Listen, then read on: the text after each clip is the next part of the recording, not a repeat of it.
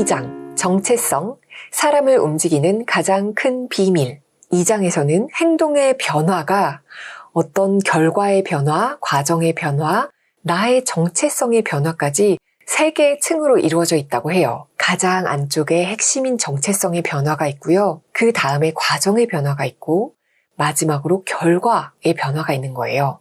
습관을 지속하기 위해서는 정체성 중심의 습관을 세워야 한다고 말합니다. 우리는 무언가가 되고 싶거나 우리는 무엇인가를 원할 때 그와 관련된 습관을 시작해요. 그런데 이 습관을 계속 해나갈 수 있는 건 자신의 정체성의 일부로 그 습관이 만들어져야 지속을 할 수가 있다고 해요. 누구나 한두 번쯤 운동을 하러 가거나 건강한 음식을 먹을 수는 있지만 내가 그 생각, 그 믿음을 변화시키지 않으면 장기적인 변화를 유지하기는 힘들다는 거죠. 그래서 목표는 책을 읽는 것이 아니라 독서가가 되는 것입니다.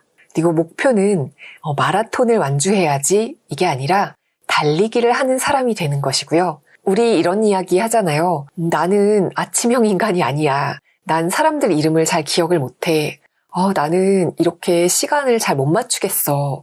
난 수학을 정말 못해. 이런 식으로 자신의 정체성이라고 생각하는 규범을 스스로 만들어갑니다. 그런데 자신이 바라는 모습이 되고 싶다면 이런 자신들의 믿음들, 자신의 정체성을 끊임없이 편집하고 수정하고 확장해야 해요. 엄밀히 말하면 습관이 정체성을 만들어 나갑니다. 왜냐면 우리가 태어날 때부터 어떤 정체성을 가지고 태어나진 않고요. 정체성은 경험을 통해서 습득되고 익숙해지거든요. 매일 밤 1시간씩 영어 공부를 한다면 굉장히 학구적인 사람이라는 증거이고요. 눈이 오나 비가 오나 운동을 하러 갔다면 정말 열심히 운동한다는 증거겠죠. 그리고 이 증거가 쌓여갈수록 정체성이 더욱 강화됩니다. 그래서 자신을 바꾸는 가장 확실한 방법은 자신이 하는 일을 아주 조금씩 변화시키는 거예요. 글을 한 페이지 쓰더라도 이 쓰는 순간에 나는 글 쓰는 사람이 되고요. 기타를 치는 그 10분 동안 나는 음악하는 사람이 돼요. 초점은 늘 어떤 사람이 되는 것이어야지 어떤 결과를 얻어내겠다라는 데 있으면 안 된다는 거죠. 5장, 아주 구체적으로 쪼개고 붙여라. 새로운 습관을 언제 어디서 수행할지 구체적인 계획을 세운 사람들은 그걸 지키는 경향이 아주 큽니다. 저녁 6시에 내 방에서 20분 동안 스페인어를 공부할 것이다. 저녁 5시에 동네 체육관에서 1시간 동안 운동을 할 것이다. 이런 식으로 습관에 대한 메모를 하라는 거죠. 나는 언제 어디서 어떤 행동을 할 것이다 라는 문장을 쓰는 것만으로도 내 계획을 따르게 된다고 해요. 만약에 습관이 언제 시작되는지 확실하지 않다면 매주, 매월, 매년 첫째 날에 시도해보라고 합니다. 왜냐하면 사람들이 이 시기에 적극적으로 행동에 나서는 경향이 있다고 해요.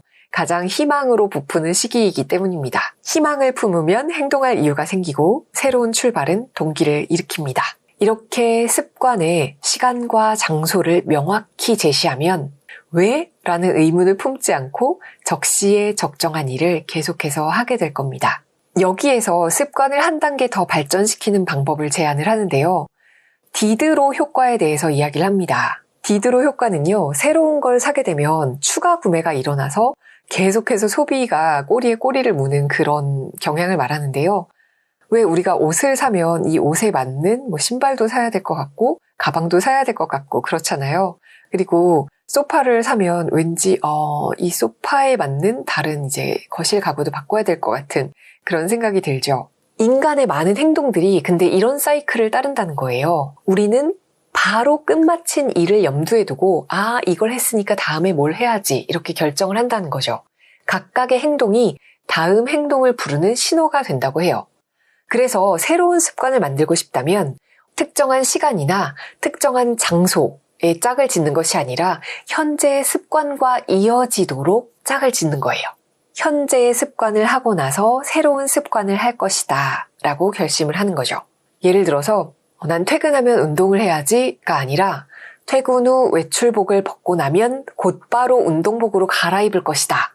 매일 아침 커피를 마시는 동안에 책을 읽을 것이다. 이런 식으로 내가 지금 하고 있는 습관과 하고 싶은 일을 연결을 하는 거예요. 우리를 미래의 행동으로 이끄는 아주 간단한 규칙들을 만들 수가 있겠죠. 예를 들어 계단을 보면 엘리베이터를 이용하지 않고 계단을 올라간다. 10만 원이 넘는 물건이 사고 싶어지면 구매를 하루 미룬다. 음식을 직접 만들어 먹을 때마다 접시에 채소를 먼저 담는다. 이런 식의 규칙을 정하는 거예요. 시간과 장소를 명시하는 습관을 만드는 것도 중요하지만 이렇게 말을 하면 이미 나의 기존 습관이 가지고 있는 시간과 장소가 있잖아요. 새로운 습관을 가장 성공적으로 만들 수가 있습니다. 그러면서 제임스 클리어는 자기의 경험담을 이야기를 해줘요. 푸시업을 하기 위해서 점심시간에 푸시업 10개를 해야지 라고 결심을 했대요. 그런데 점심을 먹기 전에 할까? 점심을 먹고 나서 어디서 하지? 이런 의문들이 계속 생기면서 안 하게 된다는 거죠. 그래서 며칠 후에 이 전략을 수정했어요. 점심을 먹기 위해서 컴퓨터를 껐을 때 책상 앞에서 푸시업 10개를 해야지. 이런 식으로 하니까 계속해서 습관을 이어나갈 수가 있게 된 거죠. 책을 더 많이 읽어야지가 아니라 아침에 일어나서 모닝커피 한 잔을 마시는 동안 나는 책을 읽어야지. 이렇게 결심한 게 더 좋다는 거죠. 구체적으로 명확하게, 분명하게 정하는 것이 중요합니다.